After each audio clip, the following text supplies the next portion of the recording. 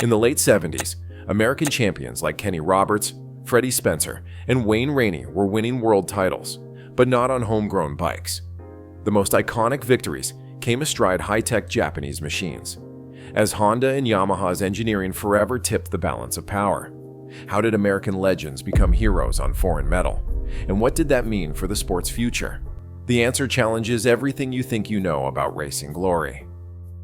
Kenny Roberts arrived in Europe in 1978, a Grand National champion with a dirt track pedigree and a reputation for doing things his own way. Yamaha gave him their top 500cc Grand Prix machine, but Roberts saw limitations others ignored. He pushed the bike harder into corners, sliding the rear just like he had on American ovals, demanding a level of control and feedback that the existing chassis struggled to deliver. What followed was a partnership that would upend the balance of power in world racing. Working side by side with his crew chief, Kel Carruthers, Roberts insisted on changes that went beyond engine tweaks. He wanted a frame that could handle aggressive corner entry and exit, and a power curve that would not spit him off at the limit. Yamaha's engineers, cautious at first, watched as Roberts and Carruthers experimented with steering geometry, stiffer frames, and revised suspension setups. Each adjustment was a direct response to the way Roberts rode, backing the bike in, sliding on the edge of traction, always hunting for a faster line. The results spoke for themselves. Roberts became the first American to win the 500cc World Championship in 1978, then defended his title in 1979 and 1980, all on Yamaha's evolving two-stroke machines. The factory's willingness to adapt, to let the rider lead development, turned the YZR 500 into a weapon perfectly matched to Roberts' style. His 3 straight world titles did not just crown a new champion. They changed the way Yamaha built race bikes and set a new standard for how rider and machine could work as one. In the hands of Kenny Roberts, Japanese engineering became a canvas for American innovation. In 1983, Freddie Spencer lined up on the Honda NS500, a machine that looked and sounded different from its rivals. Honda's engineers had abandoned their earlier, heavier 4-stroke project and built something compact and radical. A V3 2-stroke engine arranged to keep the bike narrow and light. 3 cylinders, 498 cubic centimeters, and a 112-degree V angle, all packed into a chassis that felt agile in Spencer's hands.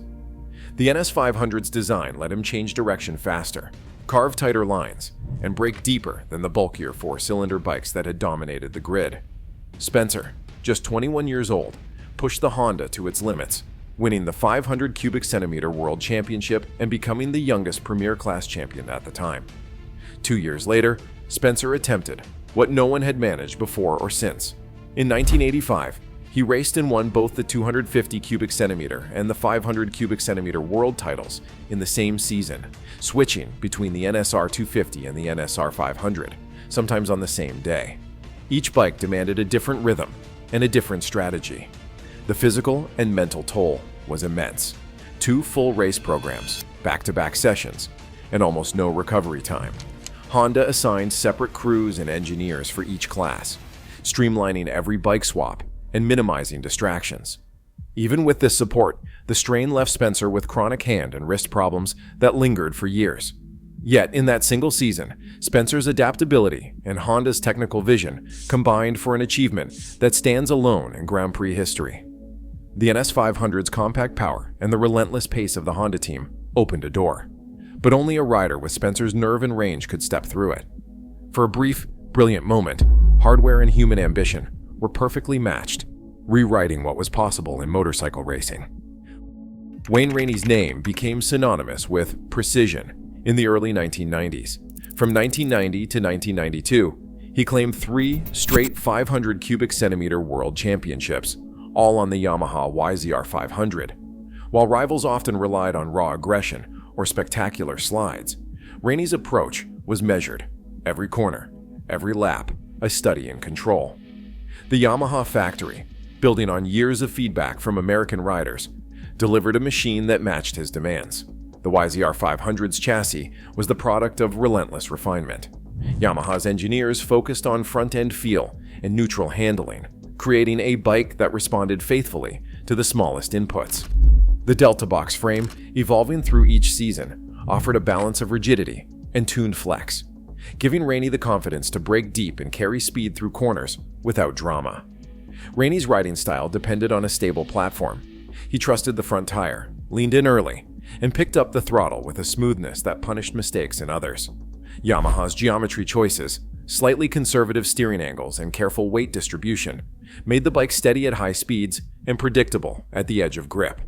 Rainey's crew, working under the Team Roberts structure, tuned ride height and triple clamp offset for each circuit, but the core philosophy never wavered. Stability first, then agility. This technical partnership paid off in consistency. Over those 3 title seasons, Rainey finished races others couldn't, often building his lead through relentless, repeatable lap times.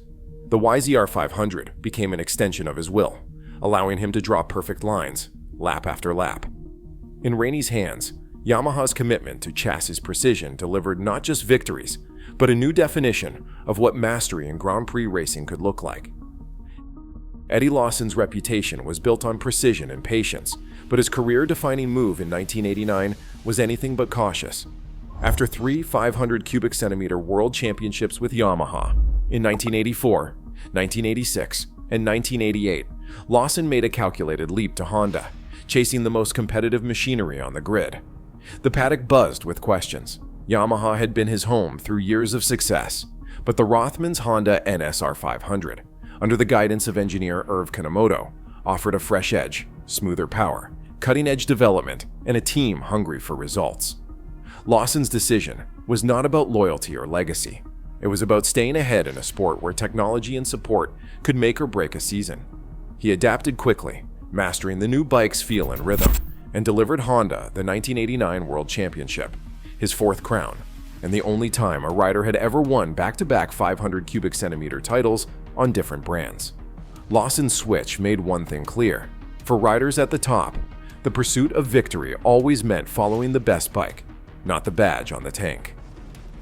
Bob Hanna didn't just win races, he stormed through American motocross like a force of nature.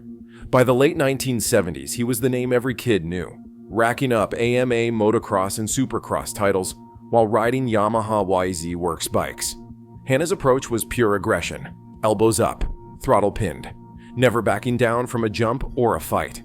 The Yamaha YZs he rode became famous for their lightweight frames and advanced suspension, including the single-shock monoshock system, which set new standards for control on rough, unpredictable tracks.